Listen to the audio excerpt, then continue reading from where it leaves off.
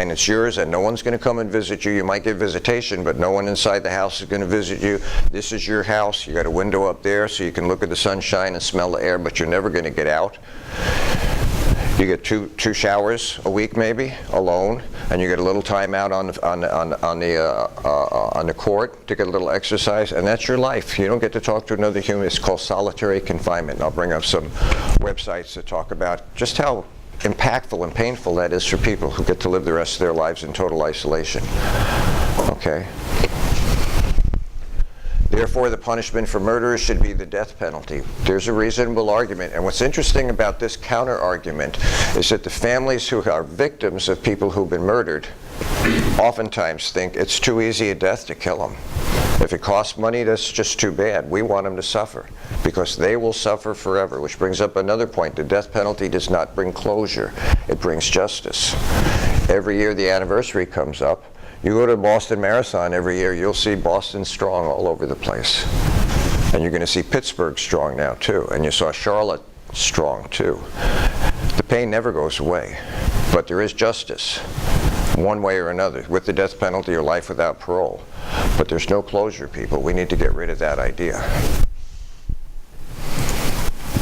Objections to capital punishment. Capital punishment violates the convict's right to life. The strength of the argument, he forfeits his right to life when he forfeits an innocent person's right to life. The criminal law system that kills murderers for killing people is contradictory. That's because they don't understand the legal distinction between murder and killing. Capital punishment is not always proportional to murder. There are innocent people who will inevitably be executed. Capital punishment is applied, therefore, in a discriminatory way. And this is the strongest argument against capital punishment. It's the innocent. You can make very strong arguments about putting people to death who've taken people's right to life off the planet. But justice depends on applying it to the guilty, not the innocent. So any questions at all about Igor Primoritz? He's real simple, people. He's really simple. And what you'll see on your quiz is not that complicated for him at all. So Stevenson then is going to have three-point argument. One is the lex talionis argument. If it's really an eye for an eye and a tooth for a tooth, it must be applied proportionally, and I'll give you his examples. The utilitarian argument and then the proportionality argument. So suppose we try to determine what people deserve from a strictly moral point of view. How shall we proceed? The most usual suggestion is that we look at a person's actions, because what someone deserves would appear to depend on what he does. Whatever the action is has a motive behind it, and if it produces an undesirable consequence, there should be an undesirable consequence entailed. According to lex talionis, the principle of an eye for an eye, or to treat people as they have treated others, this just explains how Immanuel Kant agrees with that.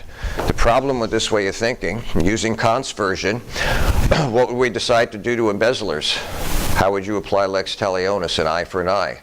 Spies, drunk drivers, airline hijackers, drug users, prostitutes, air polluters, or persons who practice medicine without a license.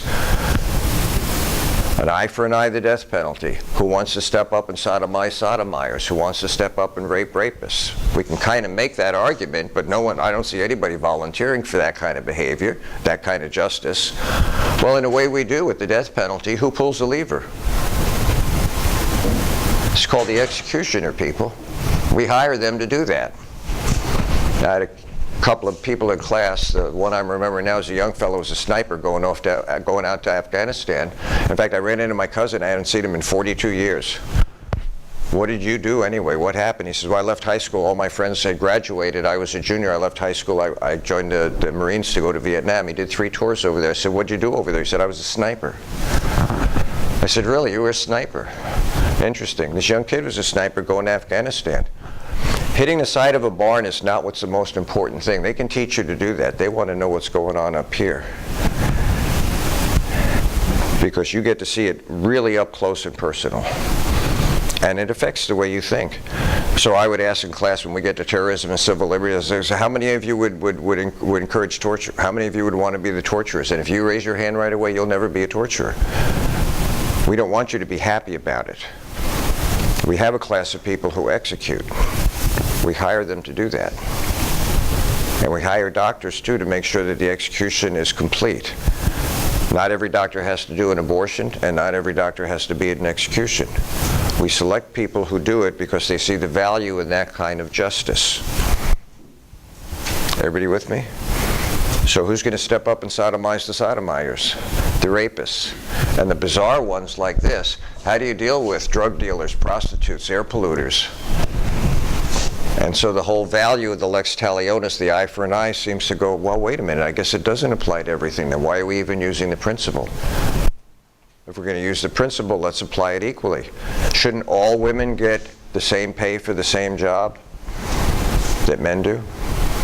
Are we allowed to discriminate? Caucasian women get more than African American, get more than Asian, get more than Hispanic, get more than indigenous? That's supposed to apply equally. That's the whole point of it. The whole point of justice is equal protection for all. Blind justice. If you want to use lex talionis, you can use lex talionis. It has strength, but it has a great weakness too, and this is the weakness that it has. In replying to these objections, one might defend the principle by saying that it does not require that punishment be strictly identical with crimes. Now, this is the utilitarian argument that he makes.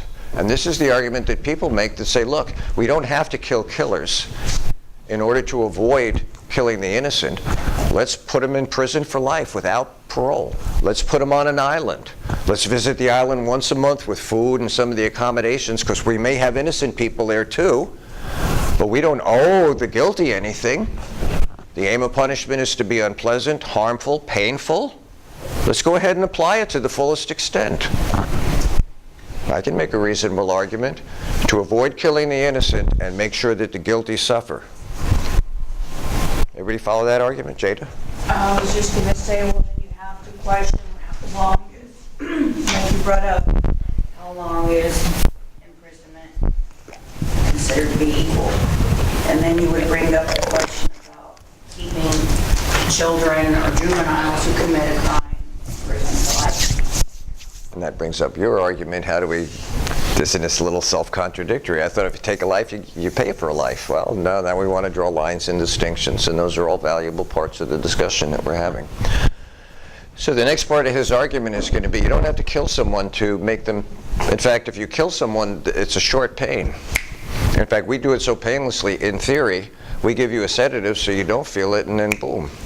I mean, I can give you a quart of whiskey and give you a bunch of sleeping pills, and once you drink the whiskey, you're probably never going to feel the effect of dying, but you're going to die anyway. It's kind of a painless death. Now, we had the electric chair. That was kind of hot. But we decided to be more humane.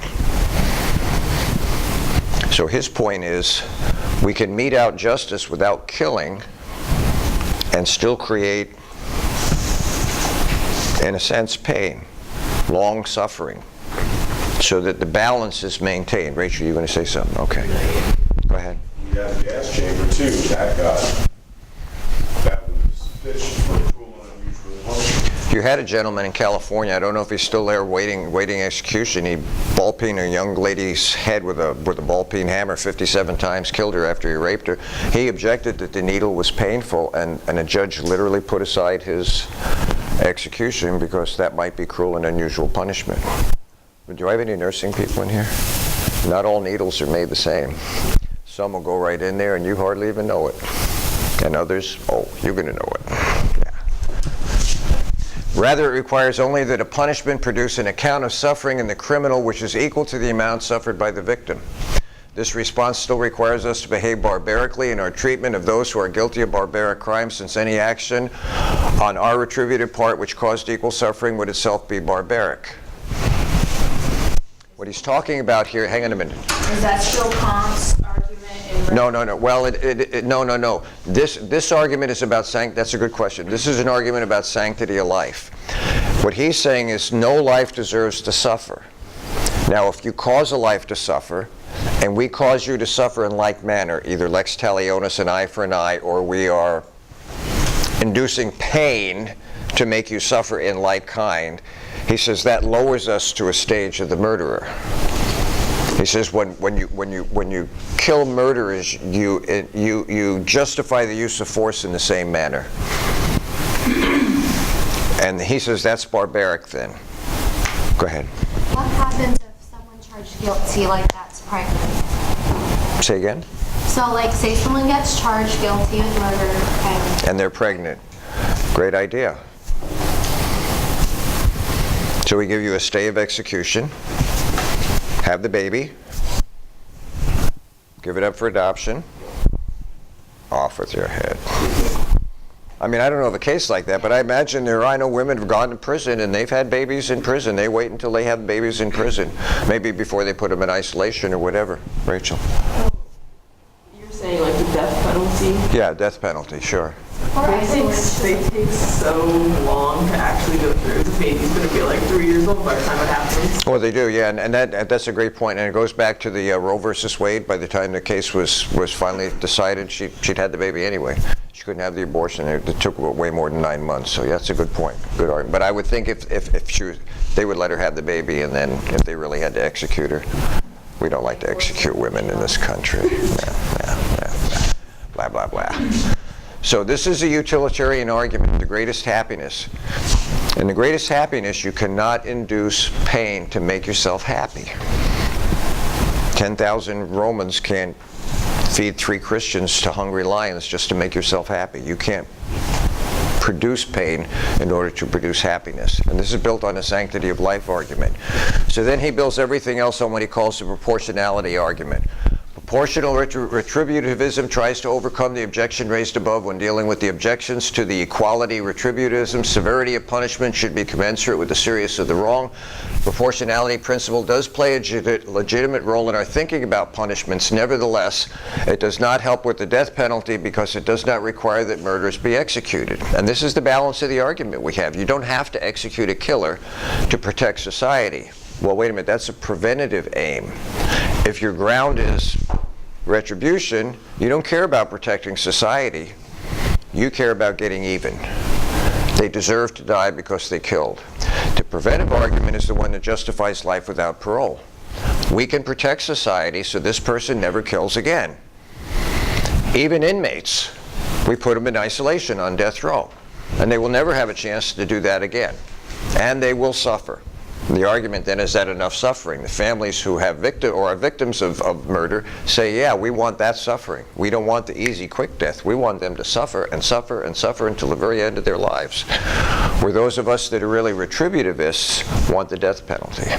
So that raises an interesting question. If you're for the death penalty, are you a retributivist or are you a preventionist? If you're a retributivist, you only have one argument, an eye for an eye and a tooth for tooth. If you're a preventivist, you can argue for the death penalty, or you can argue life without parole, in isolation, so you never have contact with another human being outside of maybe a lawyer and a judge periodically. So there's nothing wrong with being for the death penalty. You can make a strong argument, but the arguments are not the same. The retributive argument is different than the preventive argument. The preventive argument leaves room for life with parole, or without parole, in complete isolation. And it also leaves room for the innocent. The retributive argument leaves no room for the innocent. When your time is up, they're going to take you, and if we can't prove you're innocent, collateral damage. It happens. And often the argument that's used is, well, that's the price of justice. Well, you can't say that's the price of justice when you commit injustice. One thing we need to consider with the death penalty, they're not the people who are put on death row when now they're afforded a